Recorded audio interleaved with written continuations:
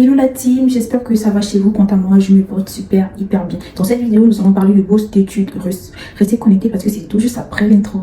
Même plus comment faut s'y prendre pour lui offrir un cadeau comme face à Cana. Il faut éliminer ces microbes. Un grand merci à toutes les personnes qui me suivent depuis le début. Un grand merci aussi à vous qui venez de me découvrir, de découvrir ma chaîne. Moi, c'est Coco, je parle d'études, conseils, vie. Je fais même des story time. Hein. Donc, restez connectés sur ma chaîne et n'hésitez pas à toujours mettre vos suggestions dans les commentaires. Me poser vos préoccupations sur Instagram, les sujets sur lesquels vous voulez que on aborde, on parle, on discute. Et aussi, toujours est-il, la vie de tout un chacun est important. Donc, n'hésitez pas à mettre vos témoignages, vos avis dans les commentaires, comme je vois certains le faire. C'est très bien, c'est une bonne chose. La Russie offre deux types de bourses. La première bourse, c'est la bourse de coopération russe avec des pays étrangers. Donc, cette bourse, je crois que le délai, il est passé. C'est pourquoi beaucoup de personnes ont rencontré des difficultés ces derniers temps. Le dernier délai, c'était le 1er novembre. Ça a commencé depuis le 4 septembre. Déjà, je tiens à m'excuser parce que j'ai pas parlé de ça un peu plus tôt. Excusez-moi. Bref, cette bourse, c'est pour les élèves de terminale, les étudiants en licence, les étudiants en master. Donc, vous avez la possibilité de continuer vos études en Russie. Donc, je disais, le délai, il est malheureusement passé parce que c'était le 1er novembre, la dernière date. Donc, du coup, cette bourse, elle vous exempte des frais de scolarité. Après, vous avez une allocation mensuelle que l'État russe vous verse chaque mois. C'est pas grand-chose. Mais après, si votre pays à côté offre une bourse d'études pour les élèves ou pour les étudiants, vous pourriez également postuler. Ça vous fait un complément et ça vous fait énormément d'argent à la fin du mois. Mais quand même, sachez que cette bourse ne vous paye pas à manger, ça vous paye pas les frais de dortoir, ça vous paye pas votre santé. Donc, toujours est-il, en dehors des frais de scolarité et de la somme qu'on vous verse chaque mois, tout le reste est à votre charge, bien évidemment.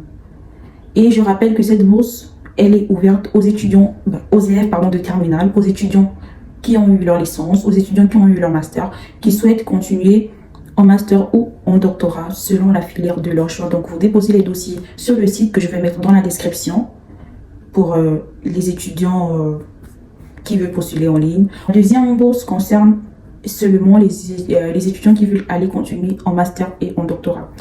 Ça s'appelle la bourse du gouvernement russe. Cette bourse, elle est encore ouverte jusqu'au 10 décembre. Donc, vous pourriez postuler. Je vais vous mettre également le site internet en description de la vidéo. Vous pourriez également aller postuler. Par contre, cette bourse, c'est comme on va dire un petit concours. Pour les étudiants qui veulent aller en master, vous avez deux phases d'admission. La première phase, vous entrez sur le site, vous déposez une lettre de motivation et votre dernier diplôme, c'est-à-dire votre licence. La deuxième étape, c'est le test. Vous aurez un test en ligne à faire et tout. Et à l'issue de ça, vous serez sélectionné ou non. Pour ceux qui veulent aller faire le doctorat, vous avez trois étapes. La première étape, c'est comme j'ai dit, la lettre de motivation et votre master. La deuxième étape, vous avez le test en ligne. Et la troisième étape, c'est vous cherchez un directeur de thèse ou un directeur de thèse, et ensuite il va vous poser des questions sur votre projet d'études, sur votre projet professionnel. C'est comme un petit test encore qu'il vous fera faire à l'issue de ça. Vous saurez si vous êtes sélectionné ou pas. Cette bourse également vous exempte des frais de scolarité et vous avez droit également à une allocation mensuelle. Mais je rappelle que les frais de dortoir, c'est-à-dire frais de logement et votre frais de subsistance ne sont pas pris en compte par les deux types de bourses que j'ai énumérés. Donc les amis, désolé de n'avoir pas parlé de bourse un peu plus tôt. Moi aussi, c'était complètement sorti de ma tête. Donc pour les personnes qui sont en master ou en licence, vous pourriez encore postuler pour la deuxième bourse. Et je vous souhaite bonne chance. Et sachez que les bourses russes, il y a des fortes chances que vous soyez toujours sélectionné. Donc, n'hésitez pas à postuler, que ce soit pour cette année ou pour l'année prochaine, pour les personnes qui auront le bac l'année prochaine. Pour la première bourse, n'hésitez pas toujours à postuler, soit en ligne ou auprès de l'organisme de votre pays. N'hésitez pas. Même aussi, je voulais aussi rappeler que c'est possible aussi de postuler toujours à ces bourses, même quand on est déjà étudiant en Russie. Étant étudiant en Russie, vous avez déjà votre cursus, vous allez à l'école, c'est toujours possible de postuler pour les bourses russes. Donc, ne vous dites pas parce que je suis déjà en Russie, j'ai plus droit à la bourse, mes chances sont passées. Non, vous pourriez toujours postuler et être admis, peut-être oui, avoir la bourse et ça vous aide quoi. Vous perdez rien toujours à postuler. Donc, que vous soyez au pays, à l'étranger, que vous soyez en Russie, tentez vos chances pour les 2 bourses et postulez. Merci d'avoir regardé la vidéo. Elle n'a pas été longue, bien évidemment, parce qu'il n'y a pas grand-chose à dire sur le sujet. Je crois que les 2 sites, ils sont assez simples. Vous avez la partie en français. Bon, vous pourrez mettre en français ou en russe, selon votre niveau de compréhension, en anglais également. Donc, allez sur les sites internet pour la 2e bourse, tentez vos chances, postulez. Aussi, je voudrais aussi rappeler que vous avez la possibilité de faire vos études en Russie, en français ou en anglais. Généralement, l'anglais, c'est pour les gens qui viennent du Nigeria, du Ghana, quel pays encore? Bon, en tout cas, tous les pays qui parlent anglais, vous avez...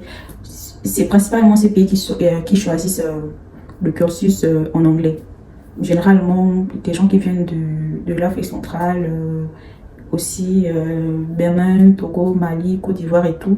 Généralement, c'est en russe qu'on fait notre formation.